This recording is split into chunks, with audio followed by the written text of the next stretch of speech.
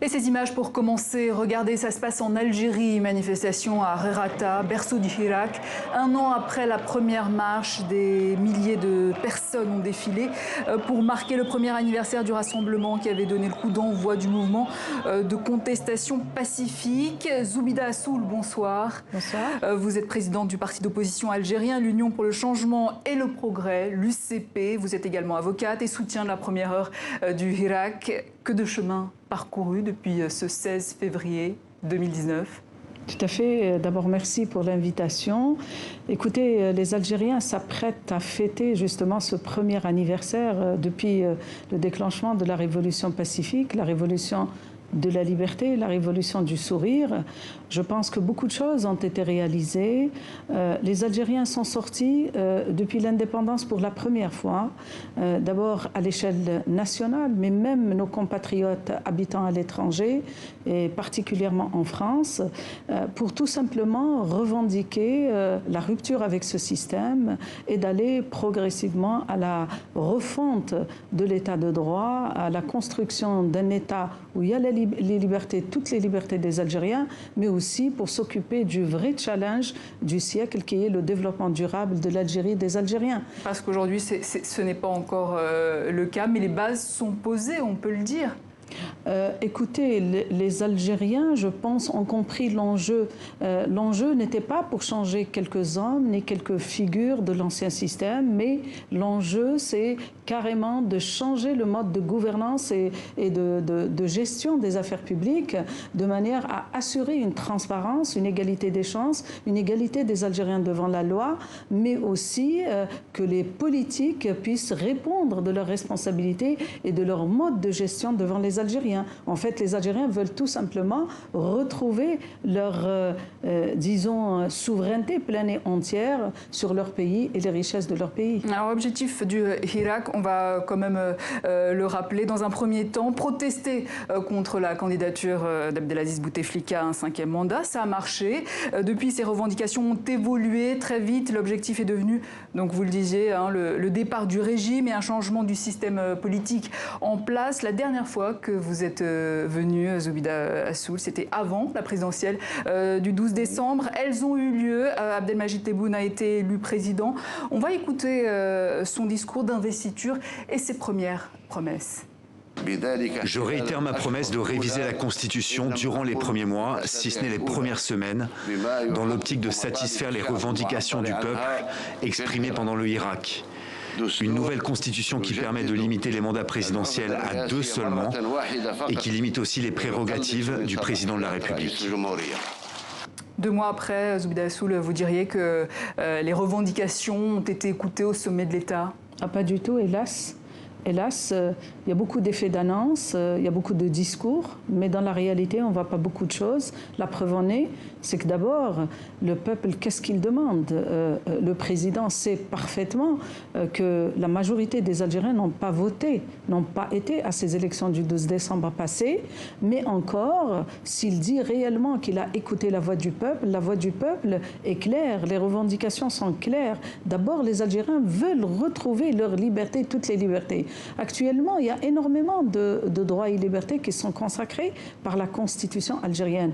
Mais sur le terrain, le pouvoir fait tout pour empêcher l'exercice de ces libertés. Vous n'avez qu'à voir les dizaines de hirakistes, si on peut les appeler comme ça, qui ont été incarcérés, la capitale qui est pratiquement sous embargo, les Algériens qui ne peuvent pas accéder à la capitale, mais aussi le champ politique et médiatique qui est complètement fermé à l'opposition, aux hirakistes, aux Algériens qui peuvent exprimer, qui veulent exprimer tout simplement leur choix de l'Algérie nouvelle qu'ils souhaitent voir. Donc aujourd'hui, des arrestations d'hommes politiques, même le frère du président Abdelaziz Bouteflika a été arrêté, des chefs d'entreprise également. Ça, c'est l'une des conséquences du Hirak. Oui, je pense que le Hirak a fait beaucoup parce qu'il a fait bouger certaines lignes. Effectivement, on s'est débarrassé de quelques têtes de l'ancien système qui ont disparu de la scène politique politique, mais même les poursuites judiciaires. Je pense que les Algériens ont compris. Il faudrait d'abord qu'il y ait un état de droit, qu'il y ait une justice indépendante, qu'il y ait les conditions des procès équitables pour tous, y compris pour ces gens-là. Nous, on lutte pour qu'il n'y ait plus justement de passe-droit, qu'il n'y ait plus justement de dépassement ou d'arbitraire. Ce qui fait que peut-être que ce n'était pas le moment de faire ce type de procès, mais n'empêche, c'est grâce à cette révolution qui a fait bouger les lignes, mais au fond, le pouvoir et le système restent le même. Vous n'avez qu'à voir, c'est l'ancien système, dans les pratiques, dans les comportements, mais aussi dans la démarche. Rien n'a changé, c'est les mêmes démarches. Et vous avez parlé de la Constitution. Oui, la Constitution pour les Algériens aujourd'hui, c'est un aboutissement d'un dialogue national, d'un consensus national qui puisse émaner de la volonté souveraine du peuple et non pas le contraire. On ne peut pas faire de la Constitution un simple texte de loi. L'actuel président parle de limiter les mandats. Eh bien, l'actuelle Constitution limite les mandats, donc il n'y a rien de nouveau. L'ancienne même limitait les mandats. Et pourtant, l'ancien président, a bien violé la Constitution pour faire 4 mandats et a failli faire un 5e. Donc, en fait, le problème, ce n'est pas que l'amendement de la Constitution, mais c'est surtout la volonté politique de faire appliquer les textes de loi, à commencer par la Constitution, mais aussi, surtout, de changer le mode de gouvernance et d'accepter de rendre compte, ce qui n'est pas du tout le cas jusqu'alors. Vous parliez des détenus du Hirak, comme on les appelle aujourd'hui. Parmi ces détenus, il y en a un que vous avez défendu, c'est Abdou Samar, rédacteur en chef d'Algérie Part. Écoutez-le à sa sortie de prison. L'Algérie ne sera jamais l'Arabie Saoudite. L'Algérie, le temps où les journalistes doivent mourir en prison et disparaître, ça n'existera plus. On va se battre pour la liberté d'expression. On va se battre pour la liberté d'expression jusqu'au bout.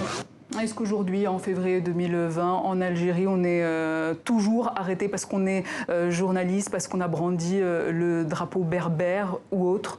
Ah oui, absolument. D'abord, Abdou Samar, effectivement, je faisais partie du collectif des avocats qui les avait défendus en 2018, du temps de l'ancien président, et qui était incarcéré avec d'autres journalistes d'une manière arbitraire, parce qu'il n'y avait pas, au fond, il n'y avait pas d'infraction, mais c'était des règlements de compte politiques, parce qu'il y a certains journalistes qui essayent de mettre la lumière sur tous les affaires de corruption, de malversation, de mauvaise gestion de certains responsables politiques, chose que le pouvoir en place n'a pas acceptée. Aujourd'hui même, il y en a encore des journalistes qui sont en prison.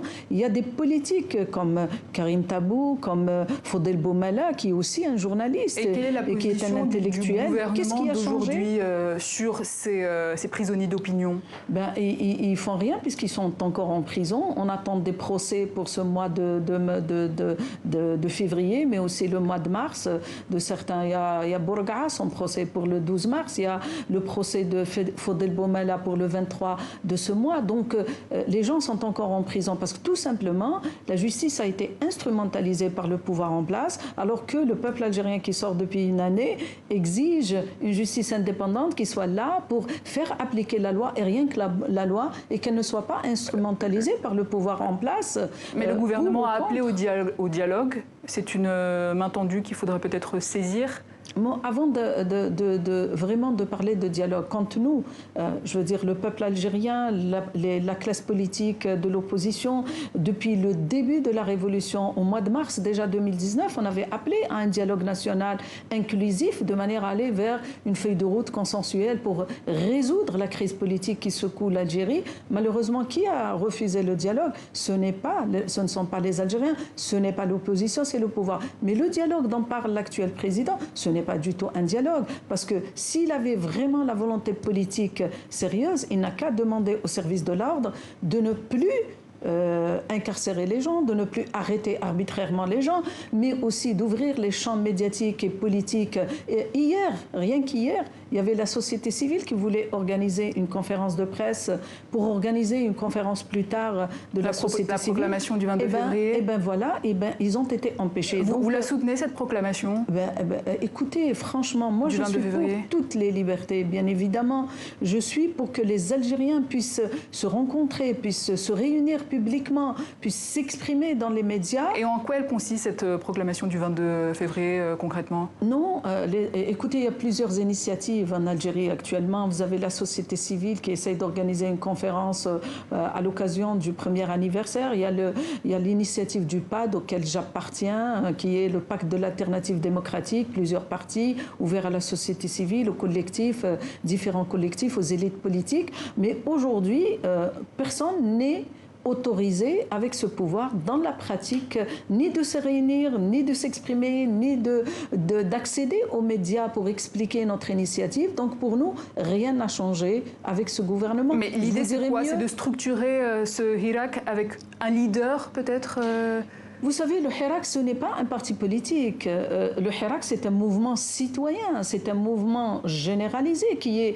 composé de l'ensemble des Algériens, de toutes les couches sociales, de tous les âges, donc pas de toutes les régions. Donc, vous ne pouvez pas parler de leader. Actuellement, ce qui est important, c'est que le Hirak continue et qu'il soit de plus en plus fort, de manière à faire et à continuer à mettre la pression sur le pouvoir en place pour l'obliger à écouter la voix du peuple et à respecter les libertés et droits des Algériens. Et vous, Zoubida Assoul, en tant que président de l'UCP, quelle est la marche à suivre pour vous? Je pense qu'il y aura une nouvelle marche à partir du 23 février 2020. D'abord, les manifestations pacifiques doivent continuer. C'est notre appel, c'est la mobilisation auquel nous appelons nos concitoyens là où ils se trouvent, mais aussi d'aller retrouver et reconquérir tous les espaces de manière à ce que l'université soit ouverte aux étudiants pour débattre des vraies problématiques de l'Algérie, mais aussi des projets de société,